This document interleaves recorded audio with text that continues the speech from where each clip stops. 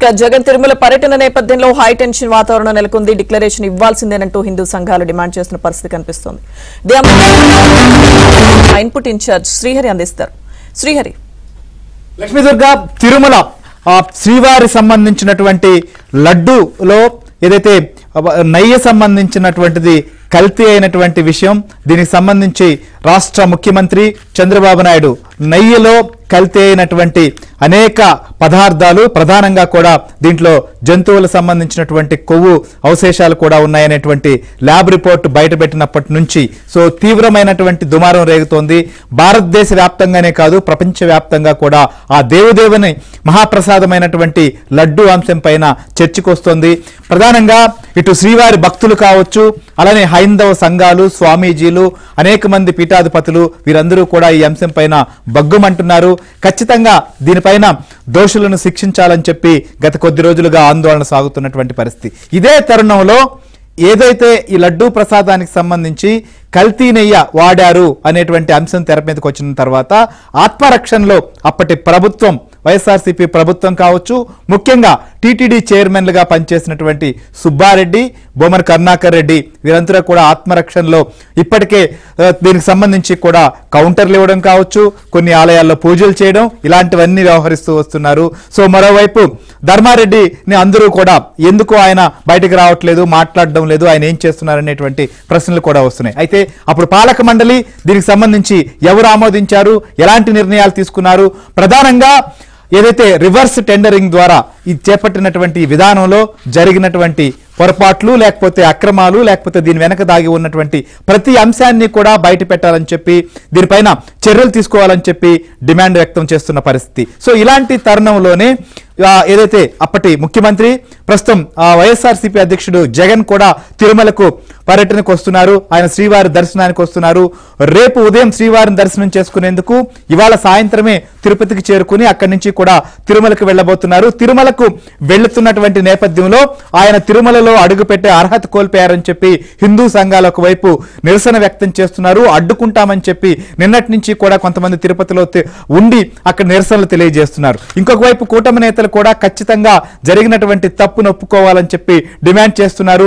దీంతో పాటుగా ఏదైతే అన్ని మతస్థులు వచ్చినప్పుడు డిక్లరేషన్ లో సంతకం చేయాలి, అదే విధానం కూడా జగన్ పాటించాలని చెప్పి గట్టిగా డిమాండ్ చేస్తున్న పరిస్థితి. ఉమ్మడి ఆంధ్రప్రదేశ్ లో 1990లో అప్పటి ముఖ్యమంత్రి మర్రి చెన్నారెడ్డి పీరియడ్ లో ఈ యొక్క డిక్లరేషన్ కూడా తీసుకొచ్చారు. ప్రధానంగా ఏదైతే హిందూ ఆలయాలకు సంబంధించి ముఖ్యంగా తిరుమల క్షేత్రానికి ఉన్నటువంటి పవిత్రతను కాపాడమే కాకుండా అక్కడికి ఎవరైనా అన్ని మతస్థులు వచ్చినప్పుడు శ్రీవారి పట్ల వారికి ఉన్నటువంటి విశ్వాసాన్ని కూడా వ్యక్తం చేసేందుకే ఈ డిక్లరేషన్ కూడా పెట్టడం జరిగింది. చాలా మంది ప్రముఖులు కూడా ఏదైతే ఆ వివిధ హోదాల్లో ఉన్నటువంటి వారు తిరుమలకు వచ్చినప్పుడు వారందరూ కూడా సంతకం చేసినటువంటి పరిస్థితులు ఉంటాయి. కొంతమంది సామాన్య భక్తులు కూడా అనేక మంది అనేక కులాలు మతాలకు అతీతంగా కూడా శ్రీవారి దర్శనానికి రోజు కూడా వస్తున్నటువంటి పరిస్థితులు మనం చూస్తుంటాం. అలాంటప్పుడు వారి స్వచ్ఛందంగా చాలా మంది దీన్ని పాటిస్తారు. కొంతమందికి ఖచ్చితంగా ఈ నిబంధన చెప్పి మరీ కూడా వివరిస్తూ ఉంటారు టీటీడీ. సో ఆ ప్రక్రియలోనే ఇప్పటి వరకు జగన్ మనం ముఖ్యమంత్రిగా ఉన్నప్పుడు పట్టు వస్త్రాలు సమర్పించినా లేదా అంతకు ముందు ఆయన దైవ దర్శనానికి వచ్చినప్పుడు కూడా ఈ నిబంధన అనే అంశం పైన కూడా చర్చకొచ్చింది. అయితే ప్రస్తుతం లడ్డు సంబంధించినటువంటి నెయ్యిలో జరిగిన కల్తీ జరుగుతున్న పరిణామాల నేపథ్యంలో ఖచ్చితంగా అప్పట్లో జరిగినటువంటి తప్పులు ఇప్పుడు కూడా అలాంటివి కొనసాగకూడదని చెప్పి ప్రభుత్వం భావిస్తోంది. ఈ నేపథ్యంలోనే డిక్లరేషన్ అంశం కూడా తీవ్ర చర్చకొచ్చింది. దీంతో ఒక టెన్షన్ నెలకొంది. తిరుపతిలో ప్రస్తుతం సెక్షన్ 30 తిరుపతే కాదు తిరుపతి జిల్లా అంతా కూడా అమలు చేస్తున్న పరిస్థితి. ఈ నేపథ్యంలో జగన్ ఎన్ని గంటలకు రాబోతున్నారు, సో వస్తున్న నేపథ్యంలో వైసీపీ శ్రేణులు కావచ్చు, నాయకులు ఏం చెప్తున్నారు, ఇంకోవైపు డిక్లరేషన్ లో సంతకం పెట్టము ఆల్సిన అవసరం ఏముందని చెప్పి కొద్దిసేపటి క్రితమే మనం చూసాం. బొమ్మన కరుణాకర్ రెడ్డి టీటీడీకి 2 దఫాలుగా చైర్మన్ గా పనిచేసిన వ్యక్తి ప్రశ్నించారు. సో ఇలాంటి పరిస్థితుల్లో ఏం జరగబోతోంది, తిరుపతిలో ఎలాంటి పరిస్థితి ఉందో కూడా మనకు మనోహర్ రెడ్డి లైవ్ లో సిద్ధంగా ఉన్నారు. ఇంకోవైపు తిరుమలలో టీటీడీ సంబంధించి ఏర్పాట్లు కావచ్చు, అక్కడ ఎలాంటి భద్రతా ఏర్పాట్లు ఉన్నాయో కూడా మనతో పాటు జితేంద్ర సిద్ధంగా ఉన్నారు. ఇంకొక వైపు జగన్ టూర్ నేపథ్యంలో 1990లో తీసుకొచ్చిన చట్టం ఏం చెప్తోంది, ప్రస్తుతం ప్రభుత్వం దీనికి సంబంధించి ఏ విధంగా వ్యవహరించబోతోంది, ముఖ్యంగా ఎయిర్పోర్ట్ లో ఆయనకు నోటీసులు ఇస్తారనే ఒక ప్రచారం కూడా నిన్న సాగింది. దీనిపైన పోలీసులు మళ్ళీ కొంత క్లారిటీ ఇచ్చారు. ఈ నేపథ్యంలో దీనికి సంబంధించిన అప్డేట్స్ కూడా మనతో పాటు మా ఏపీ బ్యూరో చీఫ్ రామారావు కూడా లైవ్ లో సిద్ధంగా ఉన్నారు దీనికి సంబంధించి అందించేందుకు. సో మొదటిగా మనం ఒక్కసారి తిరుమలకి వెళ్దాం. తిరుమలలో ఉన్నటువంటి పరిస్థితి. సో తిరుమలలో ప్రస్తుతం టీటీడీ కూడా ఈ దర్శనాలకు రాబోతున్న నేపథ్యంలో అక్కడ ఎలాంటి పరిస్థితులు ఉన్నాయో కూడా మనం జితేంద్రని అడిగి తెలుసుకుందాం. జితేంద్ర, చెప్పండి, ఏంటి జగన్ ఎన్ని గంటలకు తిరుమలకు రాబోతున్నటువంటి పరిస్థితి, అక్కడ ఆ టూరుకు సంబంధించి ఏ విధంగా టీటీడీ వ్యవహరిస్తోంది? సో మాజీ ముఖ్యమంత్రులు కావచ్చు లేదా విఐపీలు కావచ్చు వచ్చినప్పుడు ఏ రకంగా టీటీడీ ఉంటుంది? ప్రస్తుతం ఈ విషయంలో ఇంత వివాదం నడుస్తున్న నేపథ్యంలో తిరుమలలో ఎలాంటి పరిస్థితి? శ్రీహరి సార్, జగన్ తిరుమల పర్యటన నేపథ్యంలో తిరుమలలో అయితే తీవ్ర ఉత్కంఠ నెలకొన్న పరిస్థితులు కనపడతా ఉంది.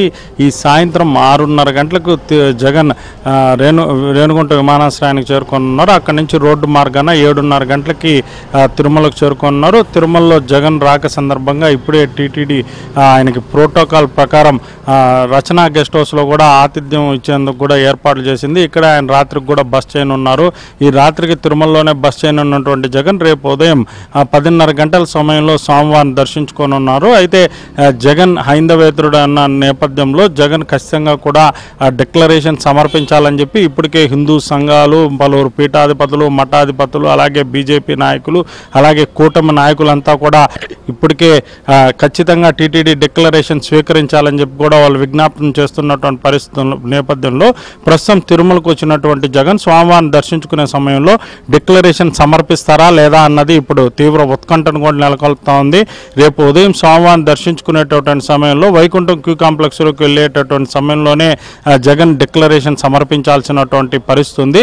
అదే సాధారణంగా కూడా అత్యంత ప్రముఖులు తిరుమలకు వచ్చినప్పుడు కూడా ఆ టీటీడీ రిసెప్షన్ అధికారులు వాళ్ళు బస్ చేసినటువంటి అతిథి గృహం వద్దకు చేరుకొని అక్కడే ఈ డిక్లరేషన్ ఫామ్ నుంచి సంతకాలు కూడా తీసుకునే ఆచారం కూడా ఉంది. అయితే వారు ఇప్పుడు జగన్ గతంలో తిరుమలకు వచ్చినటువంటి నేపథ్యంలో ప్రతిపక్ష నాయకుడు హోదాలో కావచ్చు, సీఎం హోదాలో కావచ్చు పలుమార్లు తిరుమలకు వచ్చినటువంటి నేపథ్యంలో జగన్ డిక్లరేషన్ సమర్పించాలని చెప్పి రిసెప్షన్ అధికారులు అడిగినప్పుడు ఆయన సున్నితంగా కూడా తిరస్కరించినటువంటి పరిస్థితి. మరోవైపు గతంలో 2 సార్లు కూడా జగన్ స్వామివారి దర్శనానికి వెళ్ళేటటువంటి సమయంలో డిక్లరేషన్ ఇవ్వాలని చెప్పి అధికారులతో పాటు అతని అనుచరుడు చెవిరెడ్డి వెళ్ళినప్పుడు కూడా ఆయన పైన ఆయన ఆగ్రహం వ్యక్తం చేసినటువంటి పరిస్థితి. గతంలో మా నాన్న ఏమన్నా డిక్లరేషన్ సమర్పించారా, నేను ఎందుకు సమర్పిస్తానని చెప్పి కూడా వాళ్ళపై ఆగ్రహం వ్యక్తం చేసినటువంటి పరిస్థితి.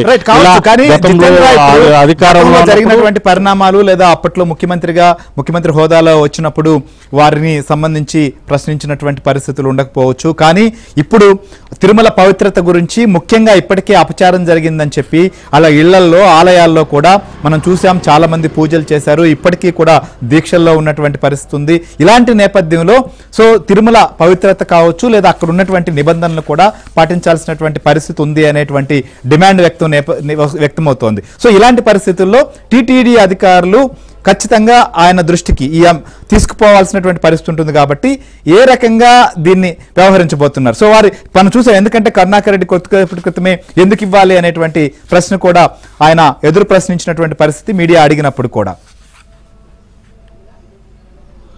సరే సార్, లడ్డూపై తీవ్ర దుమారం చెలరేగినటువంటి నేపథ్యంలో ఓ పక్క లడ్డూ వివాదం నడుస్తున్న సమయంలోనే మరో పక్క జగన్ తిరుమలకు వస్తున్న నేపథ్యంలోనే ఇప్పుడు ఈ తతంగం అంతా కూడా తీవ్ర చర్చనీయాంశంగా మారిపోయినటువంటి పరిస్థితి. జగన్ అన్యమతస్థుడు, అతను ఖచ్చితంగా డిక్లరేషన్ సమర్పించాల్సిందేనని చెప్పి కూడా బీజేపీ పట్టుబడుతున్నటువంటి పరిస్థితుల నేపథ్యంలో అలాగే కూటమి నాయకులంతా కూడా జగన్ డిక్లరేషన్ సమర్పించాలని చెప్పి కూడా డిమాండ్ చేస్తున్నటువంటి పరిస్థితి నేపథ్యంలో నిన్నే టీటీడీ ఉన్నతాధికారులు దీనిపై సమీక్ష కూడా నిర్వహించారు. గతంలో తిరుమలకు వచ్చినప్పుడు హైందవేతరులు ఎవరెవరు డిక్లరేషన్ సమర్పించారని చెప్పి కూడా 1990లో ఈ నిబంధన అమల్లో తెచ్చిన నాటి నుంచి సంబంధించిన రికార్డ్స్ అన్నిటిని కూడా పరిశీలించినటువంటి పరిస్థితి ఉంది. అప్పుడు కూడా జరిగినటువంటి పరిస్థితులను కూడా అధికారుల దృష్టికి కింద స్థాయి సిబ్బంది కూడా తీసుకొని పోయినటువంటి పరిస్థితి ఉంది. అయితే ఇప్పుడు ఈ డిక్లరేషన్ పైనే వివాదం నడుస్తున్నటువంటి నేపథ్యంలో జగన్ ఖచ్చితంగా డిక్లరేషన్ సమర్పించాలని చెప్పి కూడా అందరూ డిమాండ్ చేస్తున్నటువంటి నేపథ్యంలో రేపు తిరుమలకు వచ్చే స్వామివారిని దర్శించుకునేటటువంటి సమయంలో ఖచ్చితంగా కూడా జగన్ నుంచి డిక్లరేషన్ అయితే స్వీకరించాలని చెప్పి కూడా ఇప్పటికే టీటీడీ అధికారులకు కూడా ఆదేశాలు జారీ చేసినటువంటి పరిస్థితి ఉంది.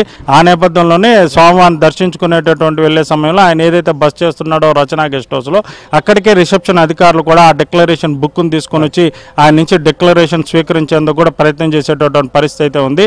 ఆయన ఇక్కడ కానీ డిక్లరేషన్ ఇచ్చేందుకు సున్నితంగా తిరస్కరిస్తే రేపు ఉదయం స్వామివారిని దర్శించుకునేందుకు వైకుంఠం క్యూ కాంప్లెక్స్ లోకి ఎంటర్ అయ్యేటటువంటి సమయంలో వైకుంఠం క్యూ కాంప్లెక్స్ 1 వద్ద కూడా మరోసారి ఆయన వద్ద నుంచి డిక్లరేషన్ తీసుకునేందుకు కూడా అధికారులు అక్కడ కూడా మరో బుక్ ను ఏర్పాటు చేసి అక్కడ ఉన్నటువంటి అధికారుల చేత ఆయన దగ్గర డిక్లరేషన్ తీసుకునేందుకు కూడా ఏర్పాట్లు అయితే చేస్తున్నారు.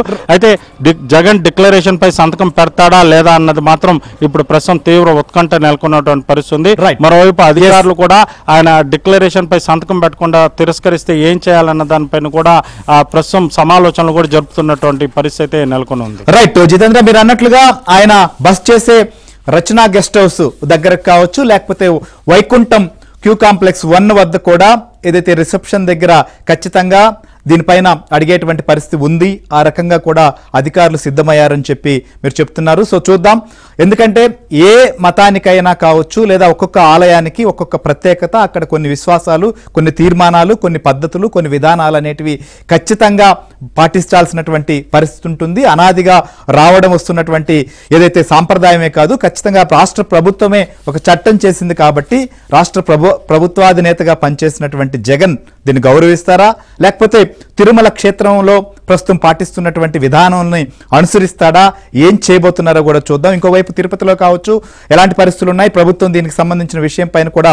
ఇటు కేంద్ర రాష్ట్ర ప్రభుత్వం